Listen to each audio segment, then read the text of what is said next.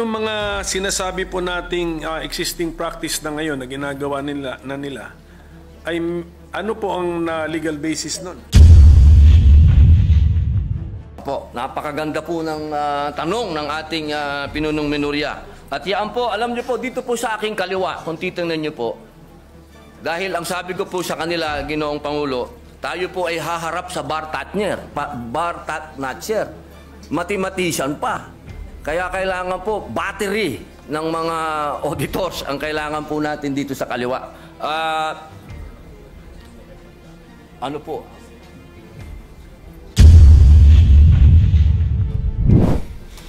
Mahal na Pangulo, maiksing manifestasyon lamang po.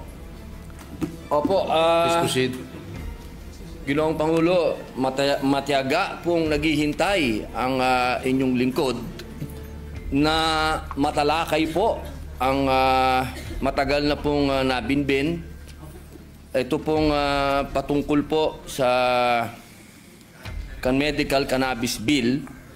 Inaantay ko po na ito ay mapag-usapan po sa plenaryo at inaantay ko pa rin po ang aking mga kasamahan na mag-i-interpellate po dito.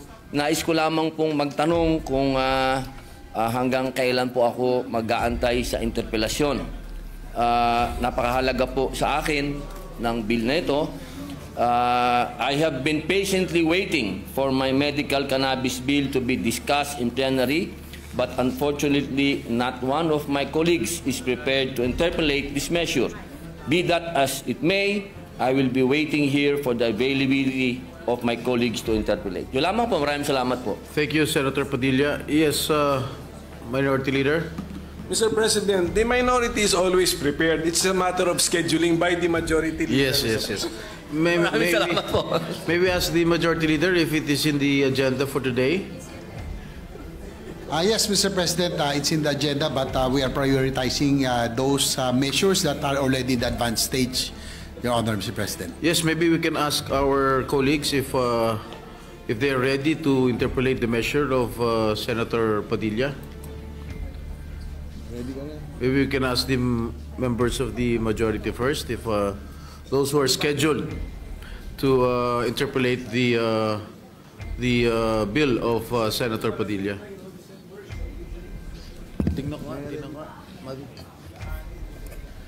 I think those who are scheduled to interpolate the bill of Senator Padilla is this representation, Senator Win Gatchalian, Senator Pia Cayetano, Senator Joel Villanueva, Senator Rizzo Ontiveros, and Senator Coco Pimentel. I think, is Senator Sherwin ready to interpolate? He is here right now. The medical cannabis bill. We can tackle it. Yes, Mr. President, probably later on after we tackle some important measures, we'll talk to the members of the majority who will be ready to. Yes, we can proceed later if some of our colleagues are ready to interpolate the bill of Senator Padilla.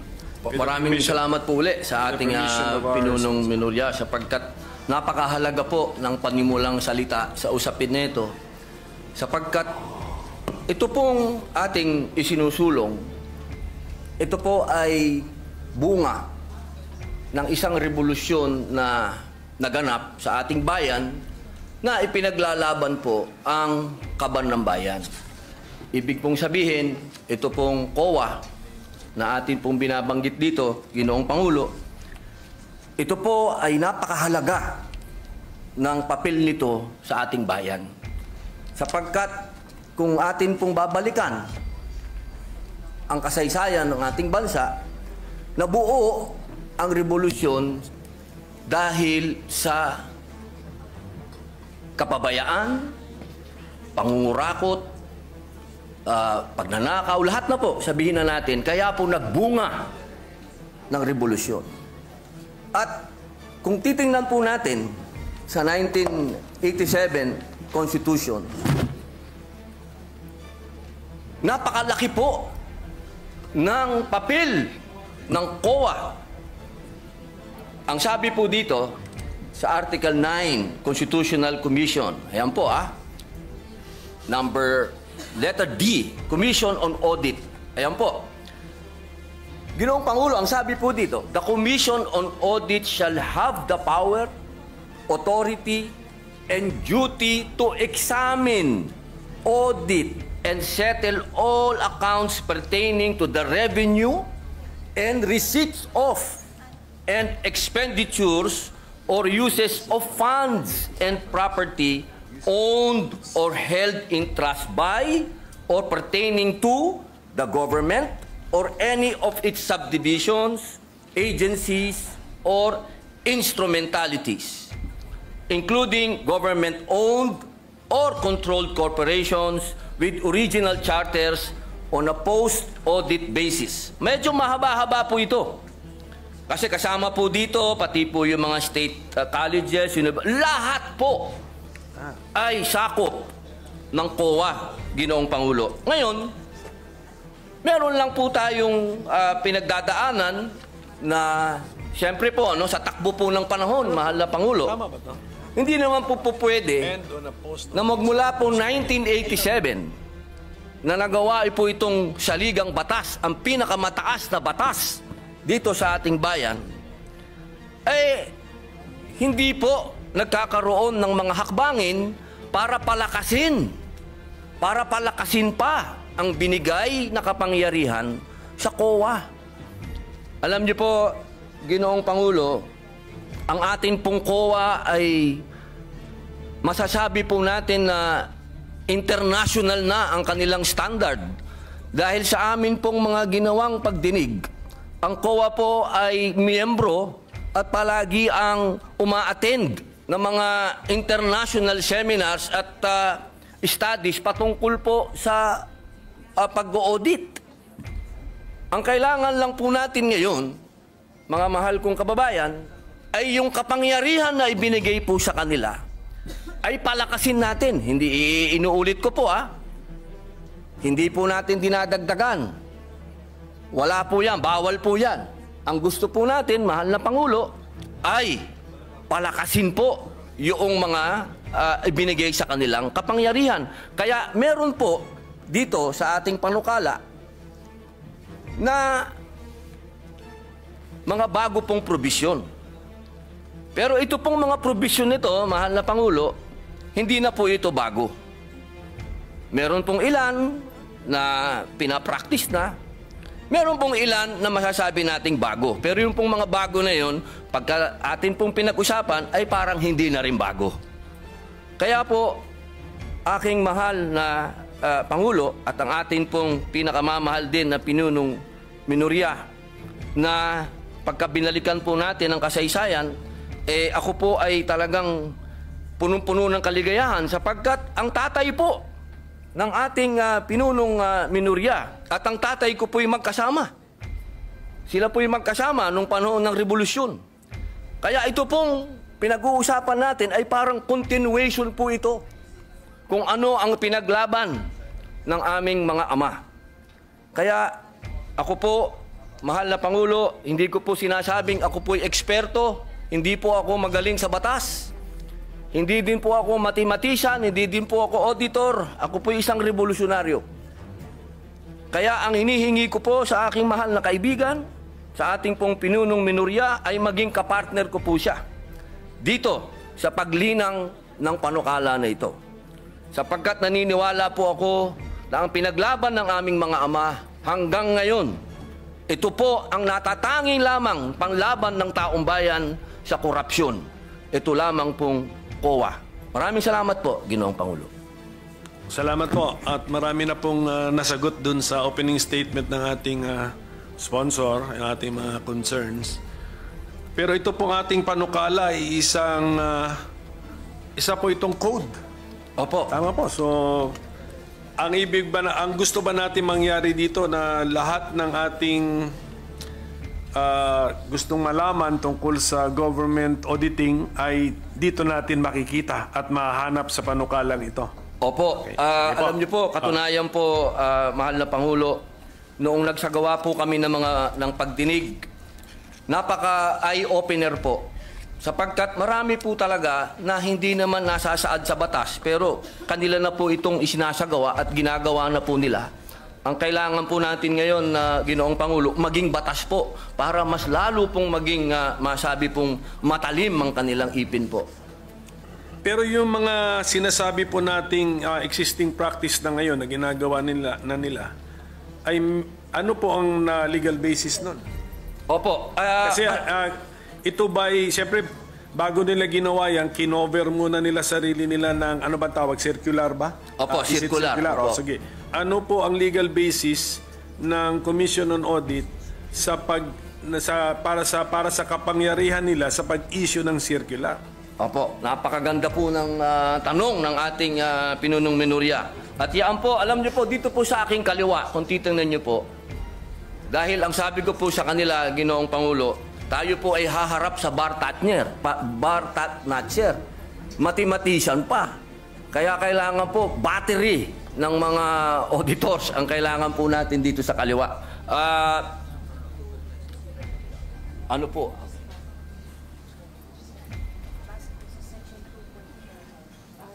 Yung legal basis na yun ay nandun sa Section 2 ng Konstitusyon.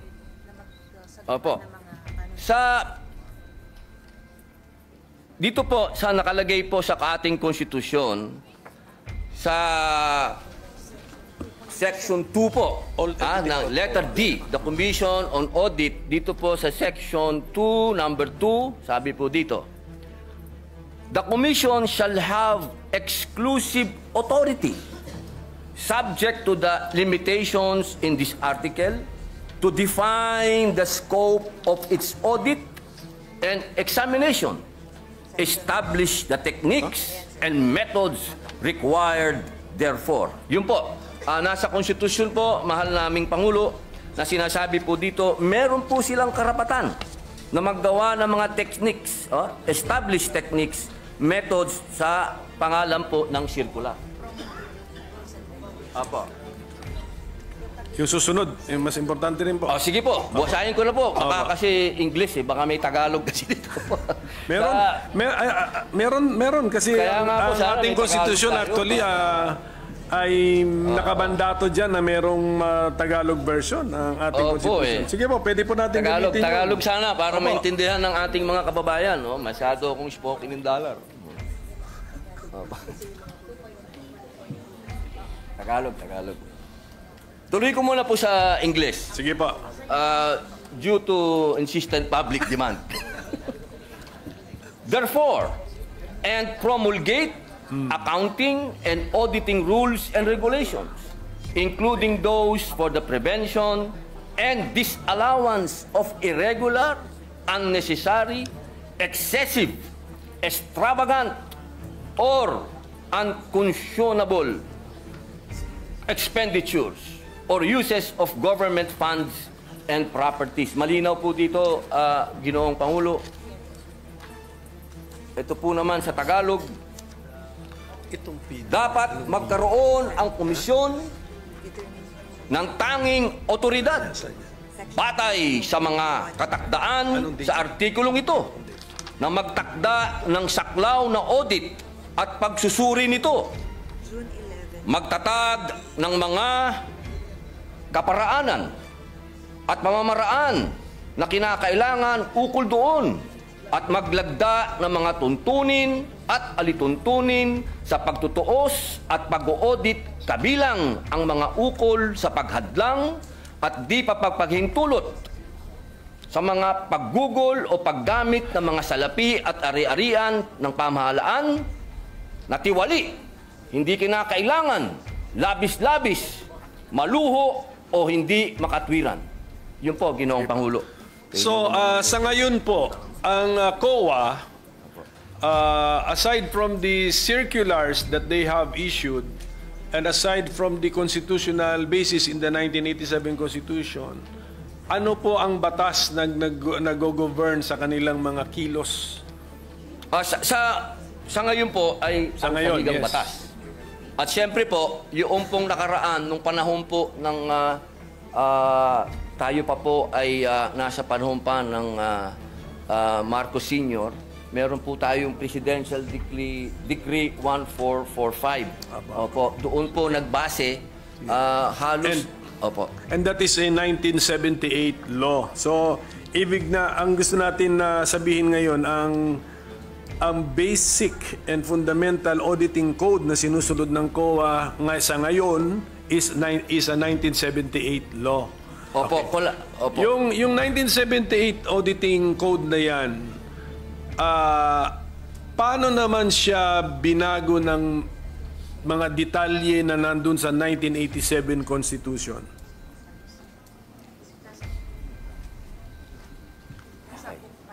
Opo. Ng 1987 Constitution. Ayan, napakaganda po ng... iba talaga pala pag may battery ka dito po. Opo. Ito po, ang sabi po nila, nandoon po ito sa Book 5 ng Admin Code of the 1987 Constitution. Meron po ba tayo? Book 5. Admin, of the Admin Code. Opo, Admin Code. So, meaning to say, according to our resource persons, Book 5 of the Administrative Code of 1987 repealed, even indirectly, repealed or replaced the June 1978 Government Auditing Code? Or ano sila, complementary sila? Opo. Opo. Okay. Siya daw po ay complementary. Okay, sige. Opo, Kaya nga, ang tanong ko nga, Mr. Opo. Okay. So, ang gusto nilang sabihin sa atin is, sa ngayon, hindi naman talaga nakarely ang COA sa isang 1978 na issuance. Opo. Pati na rin sa Book 5 ng Admin Code ng 1987. Okay. Opo. Kaya po ang next tanong ko, kung medyo na-update na rin naman pala, ano po naman ang pagbabago na ating ilinagay sa ating panukala such that it is more desirable now to have this new government auditing code? Opo. Opo, pwede po natin itong isa-isahin kung ano po yung mga bagong provision. Mga bagong idea muna. May mga bago ba tayong idea o bagong approach dito sa ating panukala? Kasi kung unless sasabihin nyo po sa amin na Opo. yung circular, pinagsama-sama lang natin lahat at ginawa nating code. Ganun ba ang ginawa natin dito sa panukalang ito o hindi? Katulad po ng sinabi ko po kanina, Ginoong Pangulo, meron po kasing sa takbo po ng panahon, meron din po silang mga ginagawang pag-aaral sa abroad. Ano po? Opo. At yung mga best practices po ngayon sa abroad, gusto din po natin maisagawa. Pwede akong sumingit tungkol dyan. Opo. Ang ating bang COA chairman ay chairman ng isang international organization sa ngayon? Para pagkaalam ko, chairman ata siya ng isang international organization. So, Siya po ay member po. member. Opo, Okay, member po automatic siya. na may Opo. member tayo. Sige po, so continue sir. Kung ano yung kung may bago bang ideya dito sa ating panukala na hindi pa captured ng Book 5 of the Admin Code and the 1978 General Auditing Code tawag na, or Government Auditing Code, yes. Opo.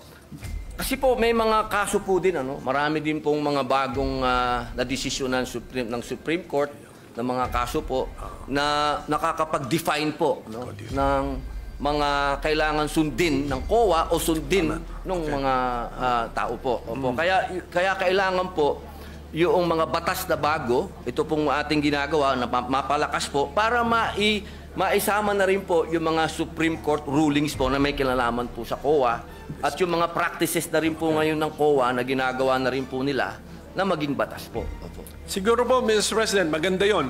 Kung mabigyan lang tayo ng idea o sample ng ating sponsor, Opo. ano ang mga bagong ideya na nakuha natin sa jurisprudence na ilinagay na ngayon natin sa panukala? Ano ang mga bagong idea na nakuha natin sa ating participation sa international organizations and fora na ilinagay na rin natin ngayon sa ating panukala? So para masundan po natin yung mga bagong Opo. ideya sa ating panukala. Meron po ito kaninang umaga amin itong pinag-aralan. Section 27 ba yun? Sandali lang po. A minute suspension, Mr. President. Opo. Session is suspended for a minute. Was in the process of answering the question already, Mr. President. So, Opo. Ginoong Pangulo, meron pong mga pangyayari katulad po ngayon, ano po, habang iniaantay po natin yung para sa Supreme Court, tatalon lang po ako. Katulad po sa Section 60, sinasabi po dito, Ginoong Pangulo, na katulad po kahapon, napag-usapan po natin yung e-governance. So dito po sa Section 60 ng ating panukala, nasasabi po dito, ay dinagdag po natin ang electronic transaction, katulad ng electronic documents, electronic collection, and electronic project. Ito po na rin ay pinapractice na rin po ito ng COA po sa ngayon. Yan po yung isa po na masasabi po nating malaking pagbabago. Opo, at dito naman po kanina, nagkaroon po ng kaso na dinesisyonan po ng Korte Suprema. Meron na? yes. Ito po yun, ano? Section 27, matagal na po itong pinapractice ng COA. Ito po ay patungkol sa pagbabawal sa mga private entities for rendering audit or related services to government agencies. Kailangan muna po ng COA's approval kung kukuha ng pribadong entidad para gumawa ng mga audit sa mga government agencies. Nagkaroon po ng kaso ito, Ginoong Pangulo, at ang naging decision po ay pagkalagpas ng 60 days. Iba pala to. Sorry po. Ang sabi po dito, hindi po pwede. Pwede na pwedeng kumuha ng pribadong auditing firm yung private ng mga government agency po. Pwede po silang kumuha. Opo. Hindi po pwede na ang sinasabi po. Kasi ito, ang ano po nito, galing po ito sa deliberasyon ng 1987 Constitution. Kasi meron po itong isang commissioner, sinasabi niya, sabi niya doon, hindi, kailangan exclusive ang COA. Ang sabi naman po ng ibang commissioner, hindi pwede. Natalo po siya sa bilangan. At yun po ang ginamit ng Supreme Court na argumento na hindi po pwede na exclusive. Kailangan pwede silang kumuha ng iba. Yun po yung mga desisyon na masasabi po natin na nangyari. Meron pa pong isa. Opo. Dito po sa Section 28, ito ay nasa PD 1445. At base rin po ito sa desisyon ng Korte Suprema. Ito po ay patungkol sa probisyon ng pag-hire ng law firms o private lawyers. Ito po ay alinsunod sa desisyon ng Korte Suprema. Kasi alam niyo po, minsan kailangan magpaalam pa sa COA, hindi na po, kumbaga, nagkakasuhan na. Ginoong Pangulo, nagkadimandahan na, wala nang panahon. Ang sabi po dito, na kapag lumagpas na yung 60 days, deemed approved na po yung request ng kung sino man pong ang gustong mag-hire ng lawyer, private lawyer. Yun po yung mga masasabi nating bago na meron po talagang bigat. Kasi ito po ay may kinalaman na sa mga desisyon ng Korte Suprema at ganoon din po doon sa paparating po na e-governance. So, hindi pa po ito natitesting, itong Section 28, kunyari lumampas ng 60 days, gumastos na ngayon yung... Meron na pong desisyon.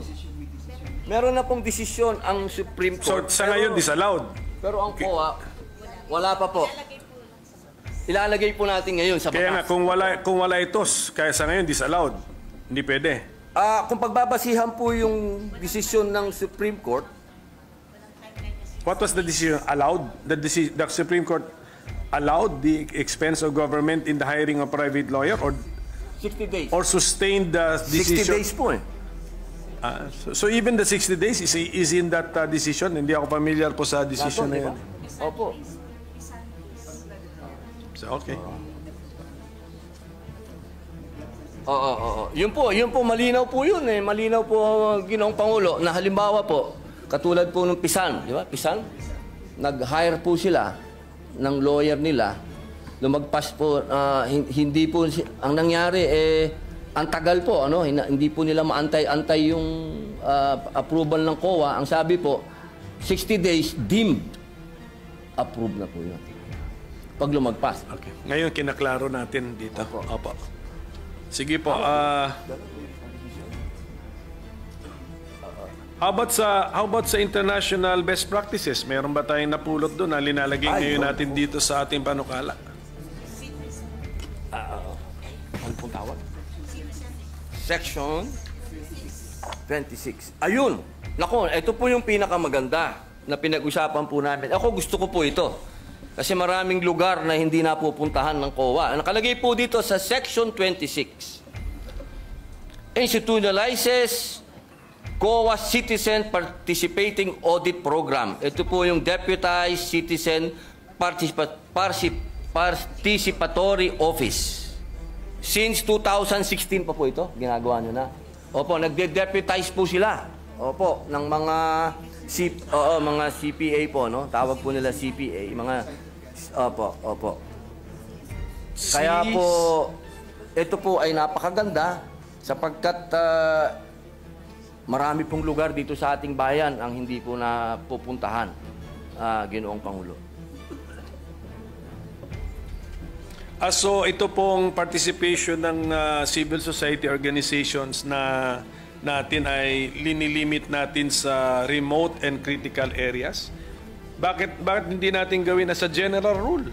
Opo. Sama sila. Actually, general rule po siya. Opo. Well, ito pang ang pagkasulat natin ay located page 20 line 17 to 18 nakasulat dito. Monitoring of projects located in remote and critical areas. So mukhang maganda itong idea na ito. Bakit din natin gawing partner ng COA ang CSO? For all, if you want. Opo, yun daw po, practice na po na raw nila, Ginoong Pangulo. Ito po yung ginagawa na raw po nila. Opo. So, balikan po natin itong 26. I-ano natin? Opo. I-expand po natin. Opo. Hindi ba sa bidding ay required, sa public bidding, required ang mga observers from civil society rin? NGO? Ganon? So, pag ino-audit ba ng COA ang isang project, tinitignan ba nila how the public bidding was conducted? Kasali po ba yun? Do they also, and in the process, do they look for the participation of the CSO or NGO or PO? Wala yung... Ay, pwede pa natin ito. Okay po. Limited lang daw po ang binibigay. Sige. Opo, doon sa... Pero sa lahat po ng bidding nandun. Kayo? Ang COA. Opo, ang COA po nandun. Sa lahat po ng bidding na... Sige pa, so nakita naman natin yung... Andun yung attempt sa Section 26. Hindi ano na natin? Mas broad na. Ano na natin yung spirit nung anong panukala, nung section po. Ayusin na po natin. Opo. Tapos, Mr. President, bago ko ito malimutan, may mga concerns na riniraise yung mga private entities na it's either meron silang ano ba yun yung sa PPP? PPP. Because of the PPP, allowed ang private entities na parang meron siyang merger of activities or transactions with the government. Yun, meron silang isang section po rito, section 24, if I'm not mistaken, na yun po ang concern nila na ano bang klaseng audit authority ang gusto ma-exercise or pwedeng ma-exercise ng COA sa kanila under our bill, Mr. President? Opo. Ito po ay napakagandang tanong po ng ating pinunong minorya sapagkat ito po ay napakarami na po talagang tumawag din po ng aking pansin dito sa usapin nito. Kaya ito din po ay nagkaroon din po kami ng napakahabang talakayan dito. Ngunit ako din po ay nasagot ng COA sapagkat una po nilang sinabi sa akin na meron daw po talaga na tinatawag na Republic Act 11966. Ito pong RA na to sa second paragraph, section 31 ng PPP Code. Kung saan sinasabi po na ang mga PP projects awarded subject sa Government Audit Code or 2009 Revised Rules of Procedure ng COA and amendments thereto. Sa provision na ito, itinakda rin the COA in consultation and coordination with the PP codes shall adopt and promulgate the necessary framework and guidelines on accounting and auditing PP projects. Kaya dito po, sa ating Section 24, maliwanag naman po dito, ito ay patungkol sa limited jurisdiction ng COA sa mga private entities, kasama na rito ang public utilities. Meron po tayong mga pumasang batas na patungkol po dyan. Yung RA number 11659, ito po yung Public Service Act. Opo, na sinasabi din po na sinabi po ng korte na hindi naman to unconstitutional. So, sila po ay tatamaan po ng limited jurisdiction ng COA sa pag-audit po. Yun po ang aming pagkakaintindi, Ginoong Pinunong. Ang problema ko po, Mr. President, dito rin sa pagkasulat ng ating Section 24 na nasa page 19. Sa title ng section, limited jurisdiction over private entities. Pero pagbasahin mo yung body ng section, hindi mo naman makuha kung anong meaning ng limited jurisdiction. Kasi sinasabi rito, the Commission shall have authority to examine and audit the contracts, agreements, or dealings of private entities with the government, etc. So, the words used are examine and audit, which is the normal words, Mr. President. So, where is the limitation found, Mr. President? Okay.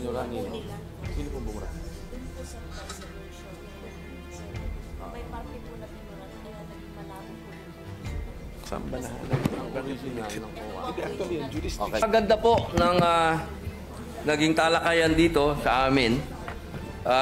Napakaganda po kasi ng katanungan ng ating pinunong minorya. At alam niyo po, ito po kasing pinag-uusapan natin ngayon, ito po ay galing pa sa Presidential Decree number 1445. Patingin ng 1445. At ito po ay at ang amin pong napagdesisyonan, amin pong i-specify dito sa Section 24 na malinaw kung ano po yung dadaan sa audit.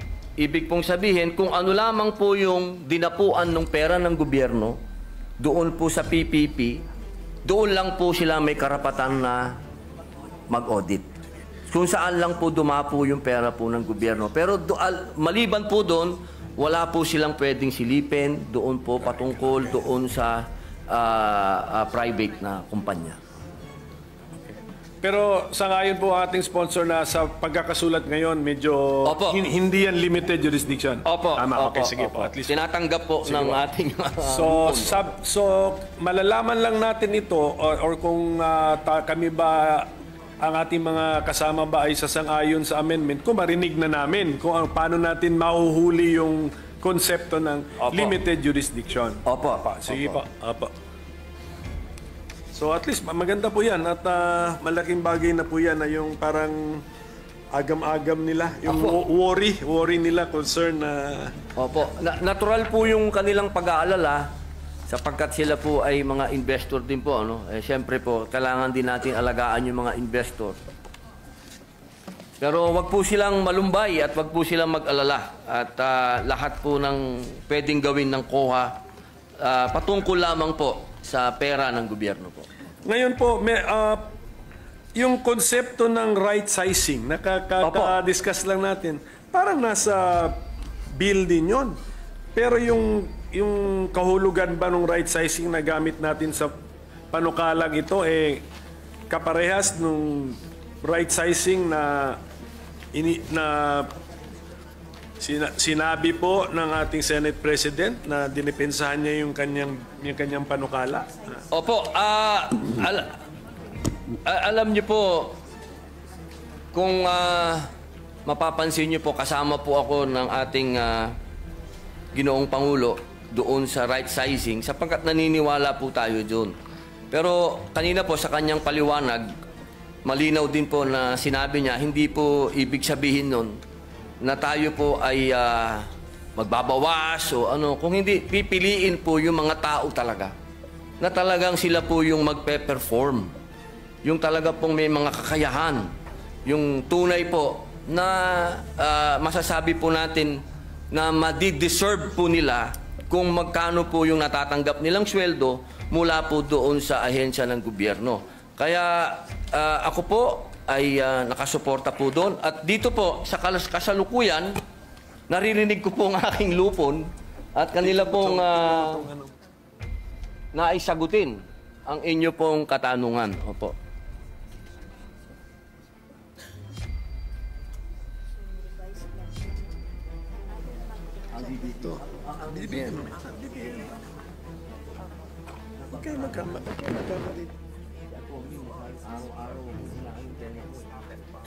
Opo.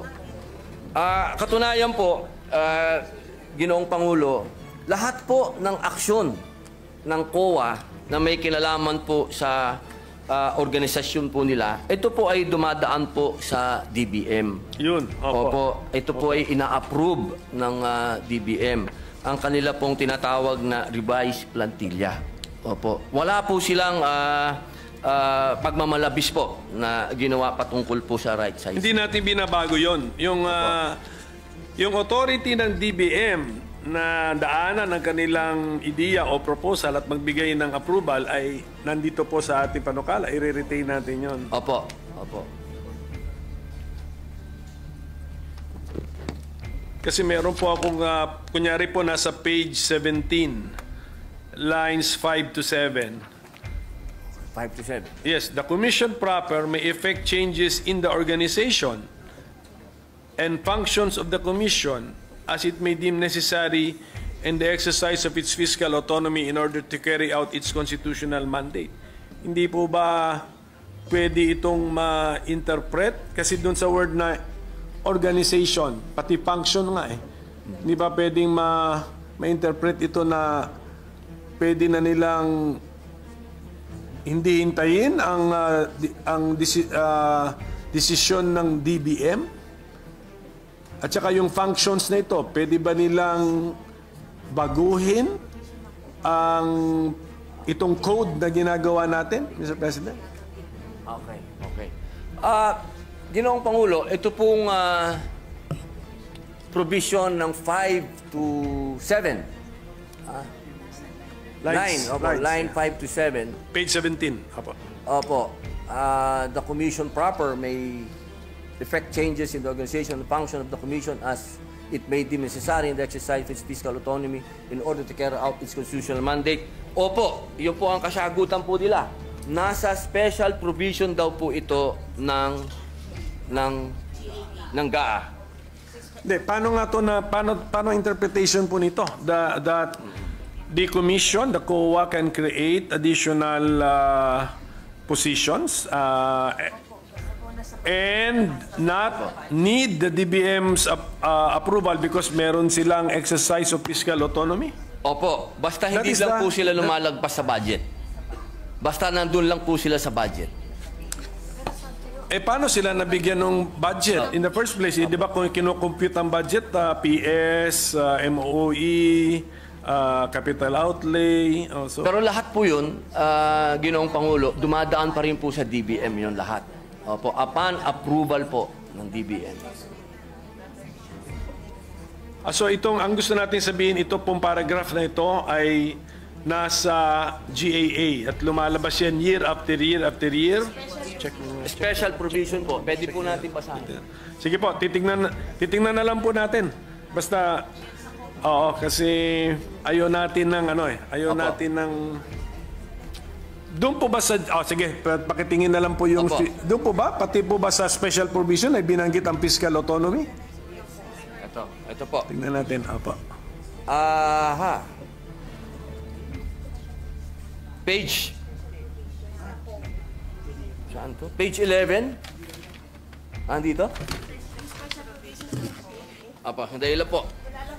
Minute suspension po. Standing any provision of law to the contrary and within the limits of appropriations in this act, the chairperson of the Commission on Audit, COA, is hereby authorized to formulate and implement the COA's organizational structure.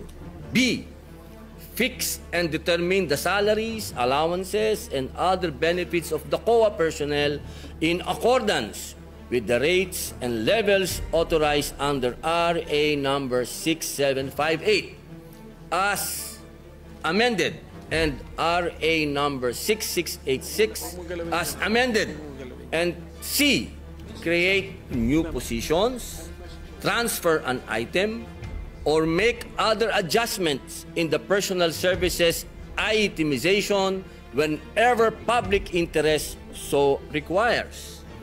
Implementation of the foregoing shall be subject to compliance with organization, staffing, and position classification and compensation standards of the DBM. Scrap and build policy and submission to DBM of a resolution stating the changes in the organization and staffing in accordance with the foregoing standards and policy for proper documentation. Yun po, Ginoong Pangulo. Okay. Wala bang Tagalog yan? Pero alam niyo yung tanong ko po. Kung yung paragraph na yan, lines 5 to 7, Opo. ay nandun sa special provision, ang layo po nung binasa ninyo, hindi naman yung paragraph na yan eh. So siguro ang sinasabi nila sa atin, kinompress yung at linagay. Pero delikado po kasi mag-compress tayo ng ilang ideas kasi when we re-expand the compressed sentence, pwedeng iba na ulit yung conclusion natin. Iba na po. So, mukhang ang sagot sa tanong ko, hindi. Wala itong paragraph na lines 5 to 7 ay wala sa special provisions. Hindi po. Wala po. Maaari po natin kung gusto po niyo, at sa palagay po ng ating pinunong minorya at professor na i-adapt na lang po natin yung dati, ay mas maganda po yun. Hindi, ang aking point po, mag-ingat po tayo kasi sabi nga natin kanina na kino-concede ng COA na yung kanilang reorganization or any changes sa kanilang organization, lalo na sa pag-hire ng paggawa ng mga posisyon, ay kinakailangan ng approval ng DBM. Okay. Ingat lang ako dahil diyan sa paragraph na yan, mukhang pwede nating isantabi ang requirement na kailangan ng approval ng DBM. So, yan lang po. Kung pwede rin natin balikan ang yung last paragraph ng Section 16, Mr. President. Gawan na ng paraan yan. But Mr. President, actually marami pang section dito na binimension nata ang fiscal autonomy ng COA. Pero kung pwede sa susunod na natin pag-usapan kung anong ang meaning ng fiscal autonomy, paulit-ulit na lumalabas dito sa auditing code na to. Kasi kailangan maintindihan po natin yun. Kasi meron din akong bill sa judiciary fiscal autonomy. Tama. Tapos ang CHR claims na meron silang fiscal autonomy. Nawala naman yung phrase na yun sa constitutional provisions concerning the CHR. So at this point, Mr. President, with the permission of our sponsor, if this representation can suspend his interpellation on this very important law. Alam kong very important ito, alam ko timely ito, alam ko nagmamadali tayo. We will extend our full cooperation, but unfortunately this is a code sa sheer length. Kailangan ng talagang daanan natin ito. Pero mas importante sa importance niya Kasi buong gobyerno, subject to this code, plus yung limited jurisdiction sa mga private entities na magdi-deal sa gobyerno, aabutin din sila ng code na ito. So ganun po kahalaga ito. Kaya sana maintindihan po ng ating mga resource persons na iti-testing natin yung mga ideas, yung mga new mga concepts, old concepts, i-testing natin kung relevant pa ba, applicable pa ba. Then kung yung mga new concepts, iti-testing din natin kung mag-work ba sa tunay na buhay. So that is the purpose of our interpellation. But we are the minority is supportive of this bill. Napapanahon na. If 1978 yung PD, 1987 yung Book 5 ng Admin Code, ano na po yun? I mean, 30 plus years na ang basis. Nagbago na mundo. Sige po. So, and of course, I know for a fact na very exposed ang ating mga auditors to their participation in international organizations and fora. And in fact, meron tayong mga auditors na hinahire ng UN. Tama? Tama. So, must be, ano na yun, parang, anong tawag mo nun? Parang, ano ba yun? Parang endorsement or ano ba yun? Patunay na po yun. Patunay or pagkilala sa galing at abilidad at reputasyon ng ating mga auditors. Okay? So, yun lang po yun. So, I hope they understand may konting delay but this is a necessary delay. I hope they understand. So, thank you, Mr. President, if I can suspend my